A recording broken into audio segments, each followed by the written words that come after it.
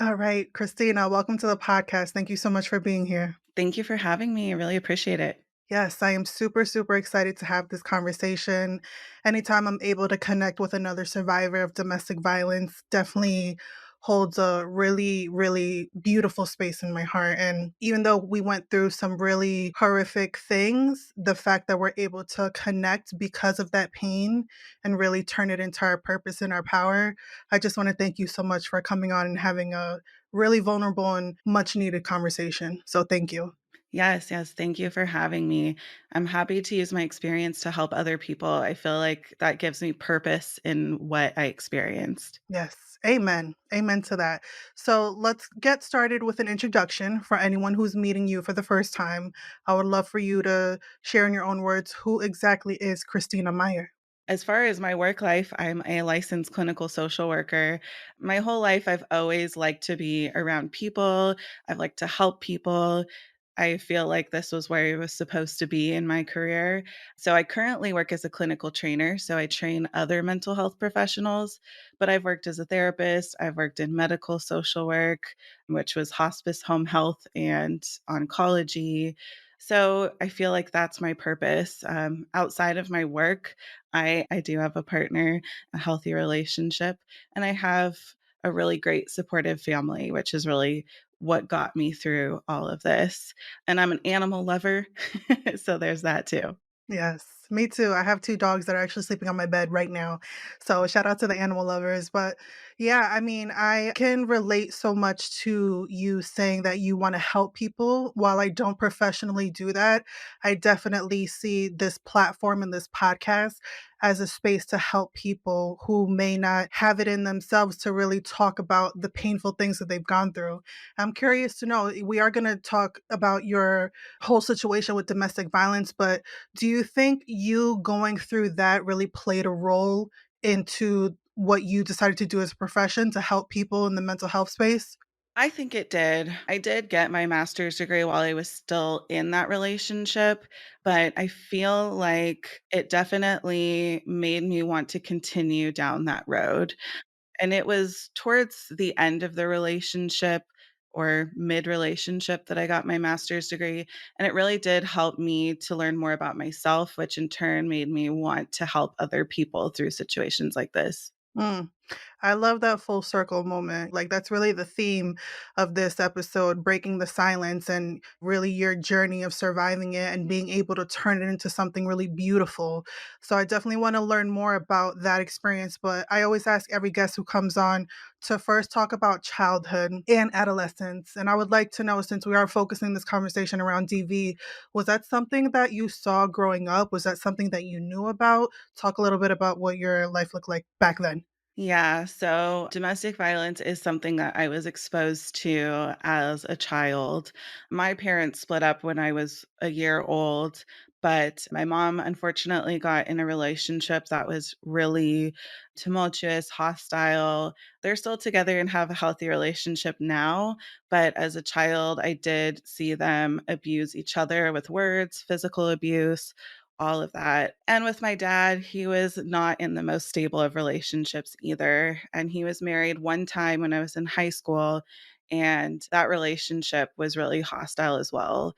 So I was certainly exposed to DV, and I met my abuser when I was 16. So in those formative years of my life, I was exposed to it directly. Yeah, and I'm really glad that you brought up that point because teen violence is something that happens a lot and it's something that we don't talk about a lot. There's so many statistics out there. I don't know them off the top of my head, but it's around the teenage time, like around maybe 15 or 16, where a lot of victims become a part of those really fucked up relationships, right? That they do become not only physically abusive, but mentally, emotionally, all those things. So, since we're already there, I would love for you to talk about, again, as much or as little as you're comfortable with sharing, the progression of that relationship and when it started.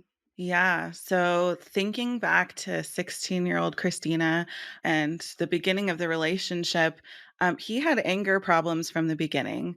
But being so young and having been exposed to domestic violence, I just kind of thought it was normal.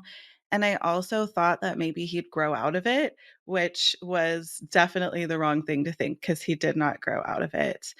But he had the anger problems, and he had the anger problems towards his family as well and his parents.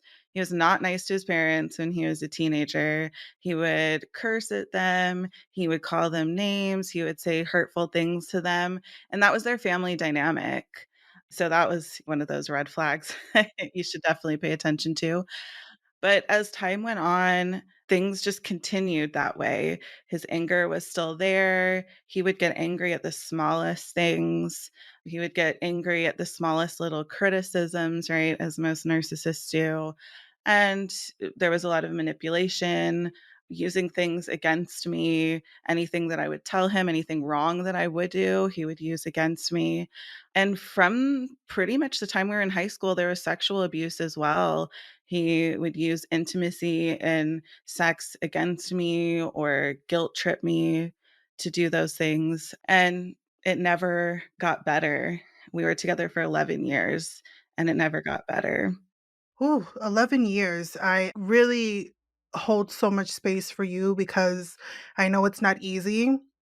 I really do enjoy having these conversations with other survivors because in just listening to some of the things that you talked about, I can relate so much to my own experience, even though it's completely different. I was 32, I think, when I met my abusive ex, 32 or 33.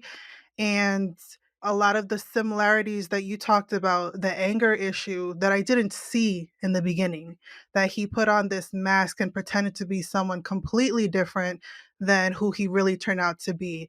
There was a bunch of red flags that I chose to ignore, and I do take some responsibility for that. And I would love for you to talk about some other warning signs or red flags that you saw personally and you would let someone else know, if you feel like you're kind of in this relationship, this is what you should look out for. Yeah, I didn't even really notice warning signs or red flags until I was out of the relationship, until my head was clear. Because when you're in the relationship, it's like there's this fog over you and you're not seeing things clearly. But the big one was the anger towards me, anger towards family, and also the fact that he didn't treat me well, but he was a very personable person. People thought he was awesome, right? They thought he was so nice, so intelligent, all of those things that you see in narcissism. So that's a red flag to pay attention to. If the someone is not treating you well, but they appear to other people like they're this great person, that's a huge red flag.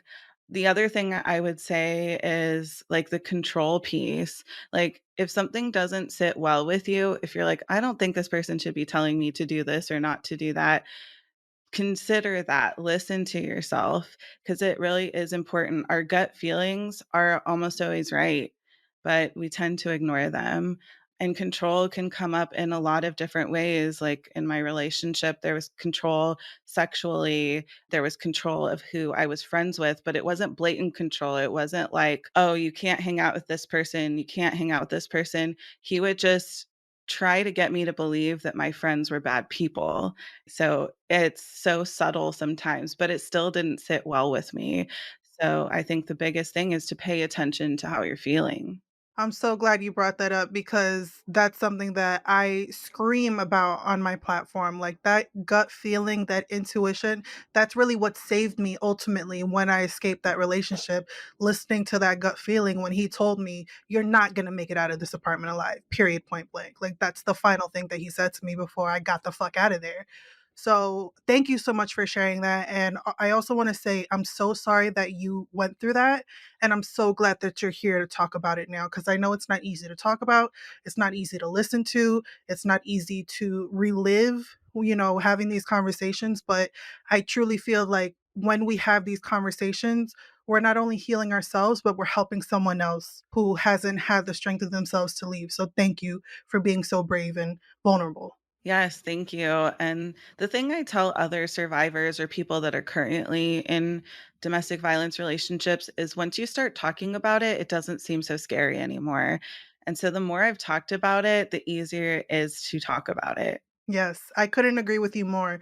Yeah, I've been guests on other podcasts, and sometimes they ask me, "Is it triggering for you to constantly talk about it over and over?" And I'm like, "No, I love talking about it because I know I'm helping someone by sharing my story." So shout out to us for doing the scary shit. Yes. So I want to know, what was it for you that you finally realized after 11 years, this is it? What was your aha moment, or the moment when you decided to really get that strength and that courage within yourself to say no more? What did that look like? Yeah, so probably about 3 years or so before I ultimately ended the relationship, I had been seeing a therapist and was talking about my experience, and she never blatantly said that it was domestic violence, but she could see it, she could hear it, and she had asked me about divorce. And at the time, I was like, I don't know. I don't know if I'm ready for that. I want to keep trying." And she recommended a book to me, Should I Stay or Should I Go by Lundy Bancroft. And at the time, I didn't look at the book at all. I was like, oh, I'm not ready to look at this. But fast forward 3 years, and I was really starting to think like this relationship is not for me. I don't deserve this treatment that I'm getting. And part of what set that off was I became friends with somebody who was a male and my abuser just flipped out. And that really, really angered me because this person was really, really nice. They were somebody that supported me. We're still friends to this day, but my abuser made me end the friendship with him. He just went crazy about it. Like every conversation we had was about him. He accused me of cheating, all of that kind of stuff. And so I started distancing myself. I didn't spend a lot of time at home. I started reading that book that my therapist had recommended, and it had all kinds of questions in there to answer for yourself. So I started doing that. And it really covers like, are you in a healthy relationship or not? What are the pros and cons of this relationship? And there were way too many cons, not a lot of pros. And I went back and forth about it for a while, like probably a whole year this went on of me trying to decide whether I was going to leave. And I went and stayed with my dad for a whole week. I was like, I need some time to myself. So one spring break, I took a week off work and I went and stayed with my dad and had some time to think. And I was like, man, things feel so much better when I'm not around him. So my dad was like, oh, I'll support you in whatever you want to do. And you shouldn't be treated this way, but whatever feels best for you, I'll support you. So I knew I wasn't really ready for divorce, and I asked for separation. When I asked for the separation, my abuser was in law school and he was like, well, I can't move out because it's going to be finals in 2 weeks. So he's like, I need to stay around. And he was trying to get me to move out of the apartment, but I was paying all the bills. So I was like, I'm not going to let you stay in a place that I'm paying for. Ultimately, he agreed to go stay with his family, but he agreed to go after he finished his finals. So those 3 weeks that he was still there, his behavior just ramped up more and more and more. We were fighting a lot. He was not respecting boundaries at all. Like, he was in the room while I was getting dressed, wouldn't leave. He would wake me up before my alarm went off. He'd come into the bathroom while I was taking a shower, and I'd be fighting him to leave, but he wouldn't.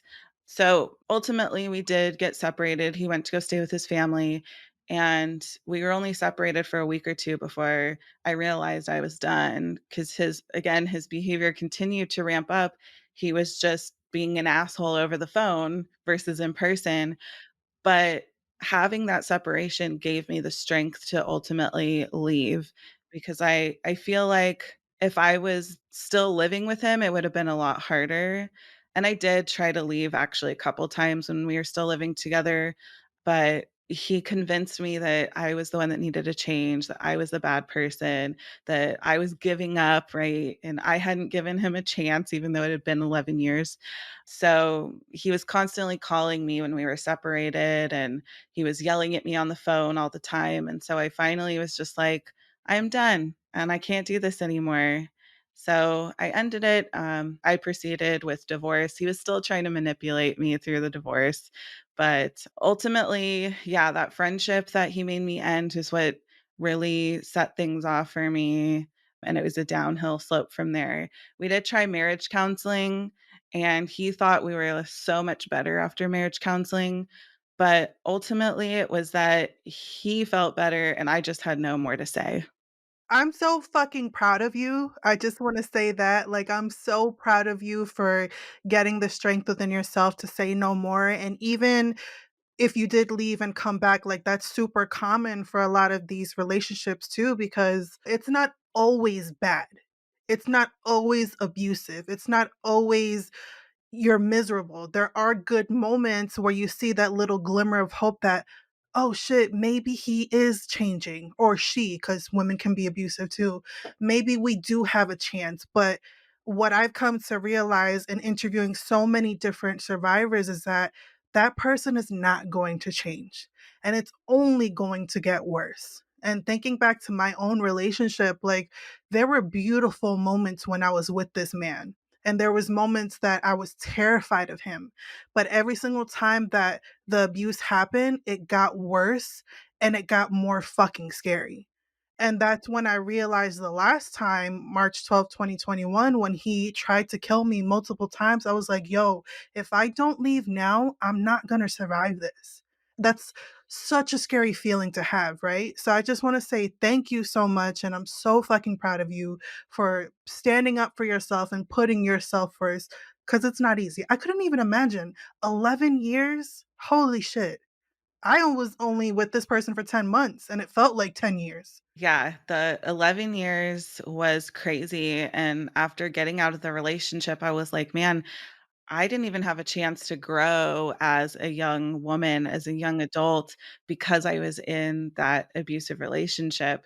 And I'm now 30 years old, gonna be 31 this month. Uh, but I was 27 when we divorced, and I feel like I'm just now finding myself. Girl, same. Same. I feel you so much. And I'm just so proud of you for getting out and really doing the hard part, which is the healing, right? So now I want to talk a little bit about that. And I have it right here so I don't butcher what you said. But in your application form, you talked about how you want to normalize the emotions and reactions that we have after leaving these situations. And you wrote, quote, I learned that the DV situation I was in was not my first trauma. I became more self aware, which in turn made it so I could start to heal. I have gained strength each time I have a hardship. Talk a little bit more about that in the process after leaving and how it's not rainbows and butterflies and you're just zen and sitting, crisscross applesauce and there's all this beautifulness happening. No, it's fucking ugly. And I want to know what that was like for you. Yeah, you are so right. It is not as glamorous as people think it is. It's not like, "Oh, I'm out of the relationship and I'm so much better and life is amazing." It may feel that way for like a short time, but then emotions start to hit and they hit hard. Well, as I said, like, I realized this wasn't my first trauma. I realized that I had experienced quite a bit of trauma in my childhood that I hadn't addressed because I was in this abusive relationship for all of those years that I would have been actually addressing it. My first trauma would have been after my parents separated and divorced. My mom moved about 3.5 hours away from us, and I only got to see her on school breaks. So that was only a couple times a year. And that was hard. I was very close with my mom, and from what I'm told, when she moved away, I was just devastated. I was crying all the time. I was clinging to my dad. My dad was the one who raised me. That started the abandonment issues, and the abandonment issues in turn made it so I was vulnerable to the abuse because I didn't want to be alone. Like I said, being exposed to the domestic violence in my mom's relationship when I was a child, that was super traumatic. There were times I would call my dad to come pick me up 3 hours away, and he'd get in his car, come pick me up in the middle of the night because I was scared from my mom and her partner fighting. And my mom struggled in the past with substance use. So did my sister. I have a half sister. We have different dads. And so that was traumatic for me as well to watch them go through that and to watch them go through their really rough lives. But after that relationship, after the relationship with the abuser, I started to feel all the feelings about the previous traumas I'd had. And so it wasn't daisies and roses and zen and all of that. My feelings hit super hard. I was like, "Holy shit, I didn't know I had all of this trauma." I always thought the abusive relationship was the trauma. It was the only trauma in my life. But, in addition to feeling those other traumas, I was processing through the relationship itself and the change in my life, right? It's traumatic to be in a relationship for 11 years and then it all falls apart and your life changes completely, and I didn't know what I was gonna do next in my life. Thankfully, had a good job and I had my apartment and strong, independent woman killing it out there. But it was still hard, and I lived 3 hours away from my family, so they were supporting me as best as they could, but it wasn't like they're right there. So it was a lot. It was a lot of emotions. There was a lot of feelings of sadness because my life was changing. There was even feelings of guilt, like, should I have tried harder? Like those words that the abuser tells you, they don't just go away when the relationship ends. So that was still ringing in my head, like, should I have tried harder? Should I have done something differently? And then the guilt of staying too. Like, why did I stay for so long? And I felt angry with myself and frustrated with myself until I was able to heal and realize, like, this was a situation I could learn from. This is a situation that ultimately did help me grow in a different way than I would have grown if I wasn't in that relationship. But there were some positives that came from the healing of it. I love that you said it that way because it really paints the picture for the listeners and the viewers. Hey, everyone on YouTube. This healing journey, when it comes from any sort of trauma, it's not like just one path that you take. There's so many twists and turns that come up. It's very cliche, and I say it all the time, but healing is not linear. And I think what's important and what I took away from what I was listening to is that once you have those distractions out of your life, that's when you really have the chance to really sit in your shit. And I think a lot of us tend to not want to do that because it can get very ugly. But once you start to peel back and break it down little by little, you can really get to the core wound, which you realize was like, this shit started decades before this relationship was even a thought. So I think that's such a good takeaway that y'all, if you really want to take this healing journey seriously, you have to look in the mirror. I talk about that all the time. You have to take accountability. You have to ask those very shitty, uncomfortable questions to if you really want to get to the root of why you are the way that you are, why you experienced what you did, and not holding this guilt and this shame that does come up. Because I felt those ways too. Like, I felt sorry for calling 911 on this man. I felt bad for, like, oh my God, I'm putting another black man back in jail. Like, I had all these thoughts and then angry with myself that I was like, I thought this was okay. I thought this was acceptable. I thought this was love, and having these conflicting feelings. So it's all normal. And that's what I really want y'all to hear and listen to, that like all of the things that you are feeling and you feel like you're the only one thinking that way, you have two people right here that are letting you know it's an ugly fucking journey, but it can also be the most beautiful experience ever. But that's up to you. Yes. And the thing that helped me get through the aftermath of all of it, and even a little bit before, was TikTok. Honestly, like, finding other people on TikTok that were going through what I was going through, I was like, "Holy shit, there are people that are actually going through the exact same thing." And I tell people this all the time. I'm like, I feel like narcissists, like, come from a factory because they all say the same shit. They're all the same. They all do the same shit. But seeing that normalized it for me, and I realized I wasn't alone in this struggle, and that's the big thing. Like, when you're in it, you feel alone, but once you realize there are other people out there that have gone through it or going through it, it makes it easier. And I also was a part of a support group, a DV support group, which was super helpful for me. And there were people in there that were in a relationship that had gotten out of the relationship, people who had family violence in their families. So it's really important to know that there are people out there that are going through it or have gone through it. Absolutely. I mean, that's why I started this podcast, right? To normalize that you're not alone in whatever situation that you're going through and you can thrive regardless of it. I remember in the beginning of my healing, I did go to group therapy, and for me, I don't know if it was the facilitator, I just didn't connect with her. So it kind of turned me off. And it was a little bit triggering for me, honestly, to hear other people's stories back then. But I was able to find other places like working with a life coach, going to one on one therapy was great for me. And I really think it's important for people to find the avenue that works best for you. And group therapy was wonderful for you. For me, not so much, but it doesn't need to be one size. You can definitely pick and choose what works best for you. And at the end of the day, the title of this episode is Breaking the Silence. So speaking up and saying, this is what's going on, that's what really changed the trajectory for both of us in our healing when we spoke up and we found people who were actually going through the same things that we've gone through. Because before that, I was like, oh my God, I'm the only person going through this. I don't know anyone. My family didn't know. My friends didn't know nothing until I decided to speak up. And then that's when I realized, holy shit, I'm not alone. Yeah, speaking up really, really, really makes a huge difference. And I feel like once I started talking, I couldn't stop. Like I was telling everybody about what was going on, but that's what helped me too. And even like my friend that recommended your podcast to me, we had just started working together. I was training her and I just unloaded on her.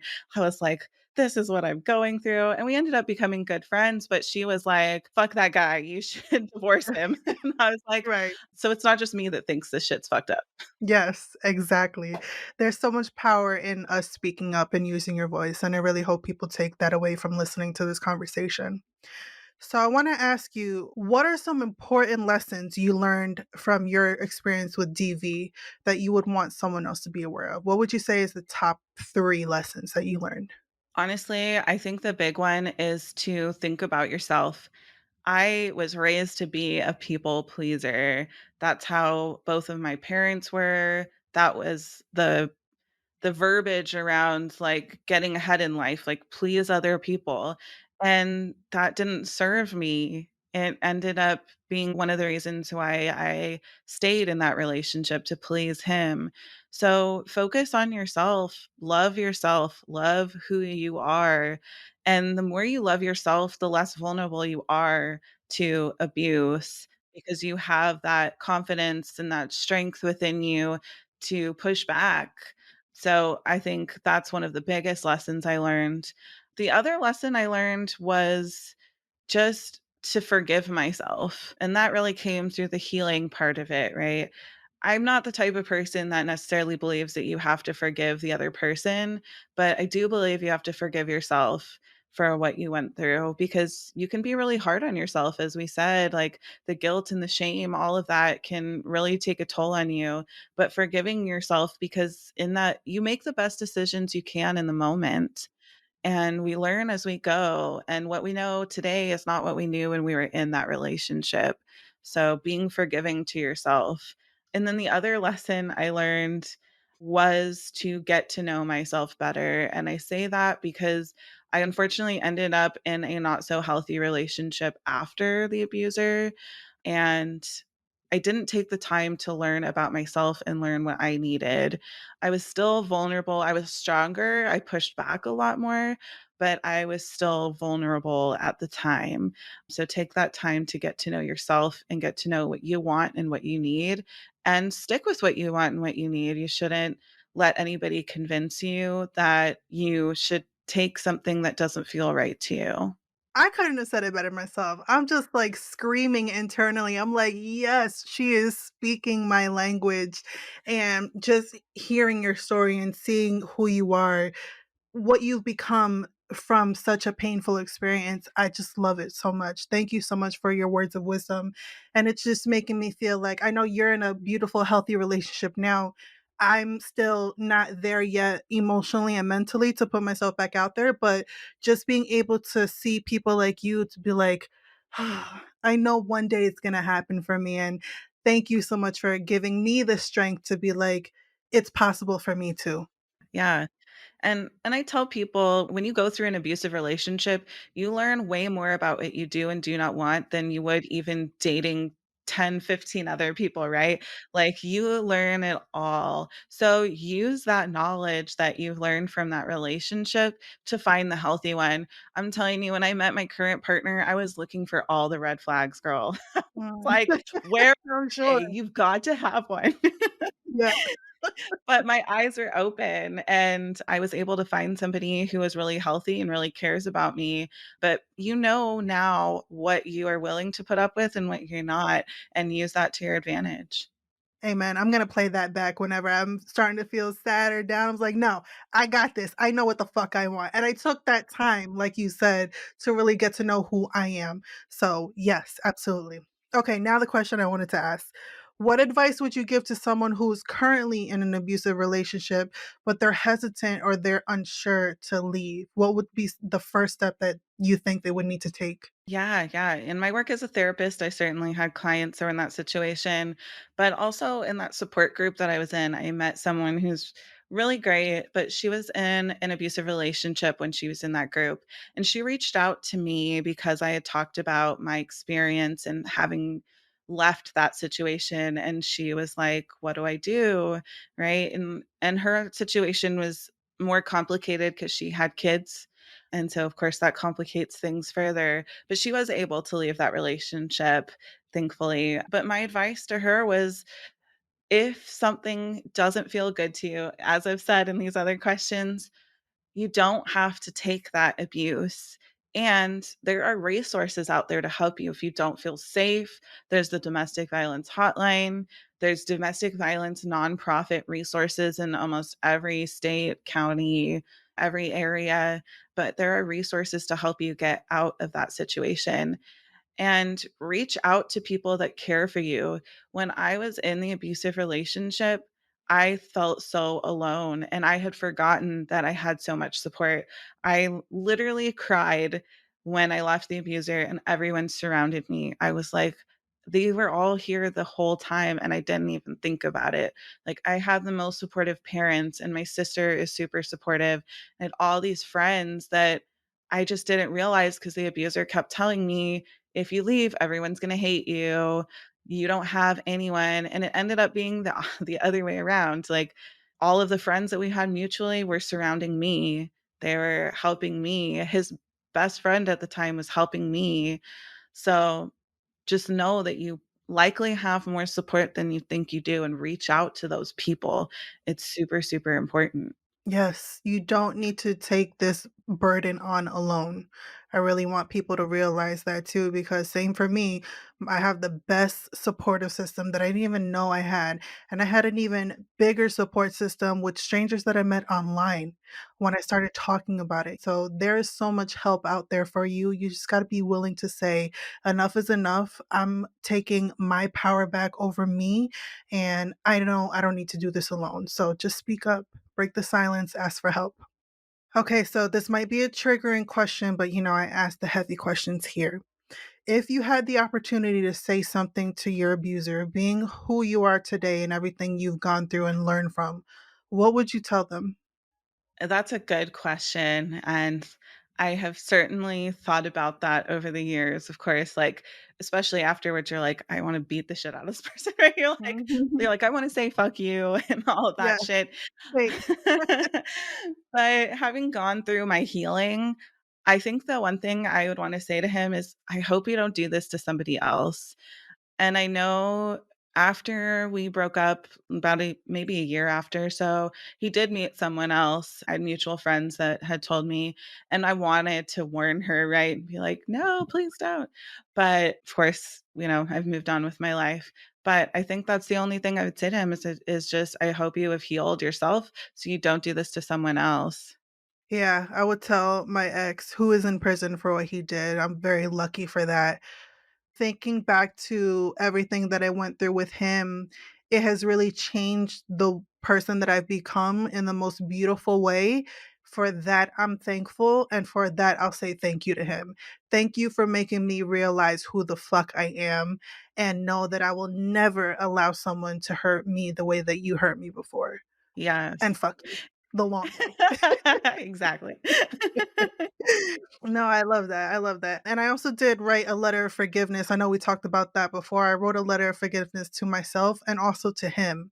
I did that at the end of 2022, and then I burned it, and I let out all of those feelings, all of the emotions, all of the tears, the anger, the sadness, all of that, and then seeing it burn afterwards was very therapeutic for me. So I highly recommend for anyone, when you reach that point that you're ready to do that, it's such a therapeutic experience. I highly, highly recommend that. It really is. After the divorce was finalized, I had a fireplace in my apartment and I took all of our pictures and burned them, and for me, that was therapeutic. I didn't do it right after. I did it at a point where it felt best for me and it felt spiritually healing for me, but it is healing because it's like you're letting go of that pain, you're letting go of that abuse, and you're watching it fade away. It is really, really healing.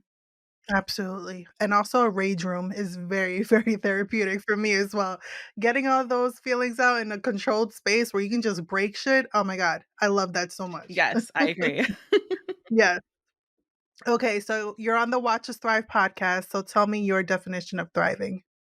Oh, man, if you would have asked me what my definition of thriving was when I was a teenager, it would have probably been like make lots of money and live in a big house. But Yeah. now that I'm older and wiser, my definition of thriving for myself is loving myself and enjoying life. One of the things I love doing is traveling, and my partner loves traveling. My abuser did not like traveling. So that's how I'm thriving is traveling, even if it's just like short little trips here and there, but doing things that you love to do and taking back that power of being able to do what you want to do. My partner looks at me crazy sometimes because I'll be like, "Oh, I can watch the shows I wanna watch. I can watch the movies I wanna watch. I can do things that I wanna do." And, like, I'll forget, like, "Oh, I wasn't allowed to watch this movie because the abuser didn't like it, so I'm gonna watch it now." So, those types of things are what defines thriving for me, like, doing what I wanna do, loving myself, loving life, loving the people around me, and keeping people around me that make me feel good, that make me happy. That is such a beautiful definition. It just made me think too, like, when I was in that relationship, there were certain shows that I couldn't watch because he didn't want me to watch it. "Oh, why are you watching that stupid ass show?" And make me feel bad, and then I had to give up what made me feel good. And then when I came back home and I was by myself, even though I was in a lot of pain physically, mentally, emotionally, but being able to just, like, turn on the Kardashians and watch it with no guilt was just like, this is freedom. Like this, it's these little things that we take for granted. And when it's taken away from us, you don't realize how much of an impact it can really have on you. I love that definition so much. Yes, and in that experience, I want to remind people that it is a long journey to heal. It's been 4 years since I left my abuser, and I still get triggered by things. And there are still times when I expect my partner to be angry at me for something that my abuser would have been angry at me about. So the triggers keep coming, and they keep coming for a long time. They may come forever, but as you heal and you grow, you develop better coping skills to deal with those triggers. Now, I don't break down crying when I'm triggered by something. Now it feels shitty, but I can move through it. Girl, same. There's so many moments that I get triggered or I have a bad dream or he just pops up in my mind and I think about a scenario of the relationship and before I would beat myself up, I would feel shitty about myself, I would cry, I'll do all these things and now it's just like, huh, it's just a thought. It's not my reality. I don't need to let this define or ruin my entire day and experience. Like I can just let it go easily as opposed to 2.5 years ago it would have been a completely different experience. So it's definitely highs and lows, but hearing these experiences from me and you, it's letting other people know that this is normal. This is part of the process. Yes, the process is a roller coaster. There are times when you feel great and times where you feel shitty, and it's okay. It gets better over Yes. time. It's normal. It's so normal and it's okay. And you're not the only one going through that. So thank you so much for sharing that. So I have this question go back to your childhood self. I want you to go back to your 16-year-old self when you first got into that relationship. What is one piece of advice you would tell her being who you are today? I think the piece of advice that I would give teenage Christina is to focus on myself and love myself. I did not love myself. I struggled a lot with my self esteem and confidence and body dysmorphia and all the things. And I would say to focus on myself, love myself, and reach out for help for whatever I was struggling with. Because I've had depression since I can remember, but I never got help until like halfway through the abusive relationship. So those are the pieces of advice that I would give younger Christina. Yeah, for sure. I think this whole conversation is just all about speaking up, taking your power back, and reaching out and asking for help. It can literally change your life. All right, final question. What kind of legacy do you want to leave the world? If someone needs to sit down and write about you, what do you want them to say about Christina? The legacy that I want to leave in this world is my power and success in my life. The abusive relationship does not define me or the life that I have lived. It's an experience that has certainly changed my life, but I want somebody to write about the strength that I've had this whole time, not from the abuse. The abuse doesn't isn't necessarily the thing that makes you stronger, but it brings out the strength that you already had within you. Once you get to that point where you feel like you're ready to leave, your strength comes out. So I would want somebody to talk about how strong I've been in my life and how successful I've been. I'm very proud of where I am in my life right now, my career, my emotional state, my relationship, all of that I'm very proud of. So that's what I would want somebody to write about me. And I'm proud of you too, sis. I'm so proud of you. I love this conversation so much. I appreciate you again for being so vulnerable and talking about very uncomfortable topics, but we really need to normalize that this is not normal and you're not alone. And I want you to be a guiding light for others to be like, she's gone through it. I know I can too. So thank you so much. I know people are going to want to follow you, learn more about you, possibly work with you. So please plug that in and let my audience know how we can get more of your beautiful energy. Yes, yes. So after I left the abusive relationship, I decided that TikTok was the place I wanted to share my story. Since TikTok helped me a lot, I wanted to join in that. So I do have a TikTok. It's wonder.woman.healing. And I have various videos on what I experienced. There's even comedy in there as well. You got to laugh about the things that you go through, right? And there's videos of me just talking about my experience and trying to normalize those things. I've had people comment and they're like, "Wow, I didn't think that anybody else went through this," or "I totally get this." So there's a good community out there. So definitely follow me on TikTok. That's really where I'm posting all of my story and advice and all of that. Awesome. I'll definitely leave your information in the show notes. I love that you're wearing purple today. I know purple is the color for DV Survivor, so thank you so much for that. And again, thank you for a beautiful conversation. I know it's healing for you, it's healing for me, and it's going to help so many people out there. So thank you. Yes, thank you so much for having me. I'm happy to share my experience.